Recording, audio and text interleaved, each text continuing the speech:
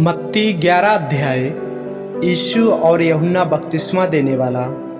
जब यीशु अपने 12 चेलों को आज्ञा दे चुका तो वह उनके नगरों में उपदेश और प्रचार करने को वहां से चला गया।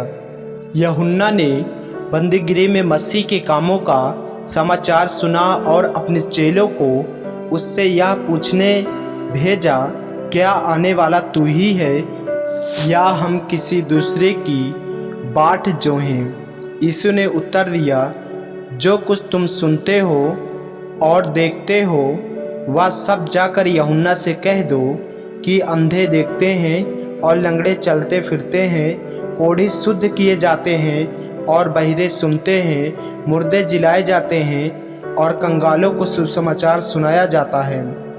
और धन्य है वह जो मेरे कारण ठोकर न खाए। जब वे वहां से चल दिए तो यीशु यूहन्ना के विषय में लोगों से कहने लगा, तुम जंगल में क्या देखने गए थे?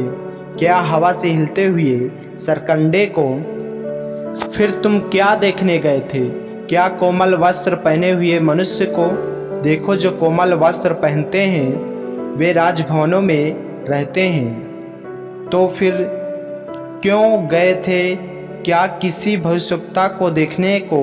हाँ, मैं तुमसे कहता हूँ कि भविष्यवक्ता से भी बड़े को, या वही है जिसके विषय में लिखा है, देख मैं अपने दूत को तेरे आगे भेजता हूँ, जो तेरे आगे तेरा मार्ग तैयार करेगा।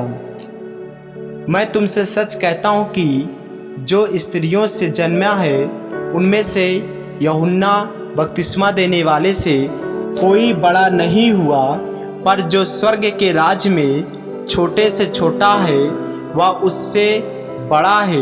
यूहन्ना बपतिस्मा देने वाले के दिनों से अब तक स्वर्ग के राज्य में बलपूर्वक प्रवेश होता रहा और बलवान उसे छीन लेते हैं। यूहन्ना तक सारे भविष्यवक्ता और व्यवस्था भविष्यवाणी करते रहे, और चाहो तो मानो कि एलिय्याह जो आने वाला था वह यही है। जिसके सुनने के कान हो वह सुन ले। मैं इस समय के लोगों की उपमा किससे दूं? वे उन बालकों के समान हैं जो बाजारों में बैठे हुए एक दूसरे से पुकार कर कहते हैं, हमने तुम्हारे लिए बांसुरी बजाई और तुम ना नाचे, हमने विलाप किया और तुमने छाती नहीं पीटी। क्योंकि यूहन्ना न खाता आया और न पीता, और वे कहते हैं उसमें दुष्ट आत्मा है। मनुष्य का पुत्र खाता पीता आया, और वे कहते हैं, देखो पेटू और पियक्कड़ मनुष्य मासूल लेने वालों और पापियों का मित्र, पर ज्ञान अपने कामों से सच ठहराया गया है। अविश्वास पर हाय! तब वह उन नगरों को उलाहना देने लगा जिनमें उसने बहुत से सामर्थ के काम किए थे, क्योंकि उन्होंने अपना मन नहीं फिराया था। हाय खुराजीन! हाय बैतसैदा! जो सामर्थ के काम तुम में किए गए, यदि वे सूर और सैदा में किए जाते तो टाट ओढ़कर और राख में बैठकर वे कब के मन फिरा लेते। परंतु मैं तुमसे कहता हूँ कि न्याय के दिन तुम्हारी दशा से सूर और सैदा की दशा अधिक सहने योग होगी।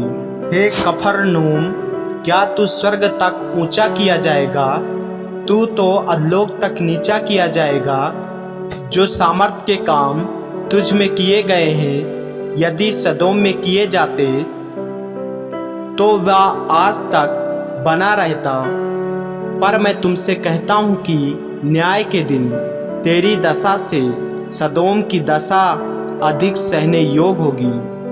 बोझ से दबे लोगों के लिए विश्राम। उसी समय यीशु ने कहा, हे पिता स्वर्ग और पृथ्वी के प्रभु, मैं तेरा धन्यवाद करता हूँ कि तूने इन बातों को ज्ञानियों और समझदारों से छिपा रखा और बालकों पर प्रकट किया है। हाँ हे पिता, क्योंकि तुझे यही अच्छा लगा। मेरे पिता ने मुझे सब कुछ सौंपा है और कोई पुत्र को नहीं जानता, केवल पिता और कोई पिता को नहीं जानता केवल पुत्र, और वह जिस पर पुत्र उसे प्रकट करना चाहे। हे सब परिश्रम करने वालों और बोझ से दबे हुए लोगों, मेरे पास आओ, मैं तुम्हें विश्राम दूंगा। मेरा जुआ अपने ऊपर उठा लो और मुझसे सीखो, क्योंकि मैं नम्र और मन में दीन हूँ, और तुम अपने मन में विश्राम पाओगे, क्योंकि मेरा जुआ सहज और मेरा बोझ हल्का है। आमीन। मेरे प्रियो, यदि आप इस चैनल पे नए हैं, यदि आपने अभी तक हमारे चैनल को सब्सक्राइब नहीं किया है, तो हमारे चैनल को सब्सक्राइब करें और बेल आइकन के बटन को दबाएं, ताकि वीडियो और ऑडियो रोजाना आप तक पहुंच सके। जय मसीह की। प्रभु आपको आशीष दे।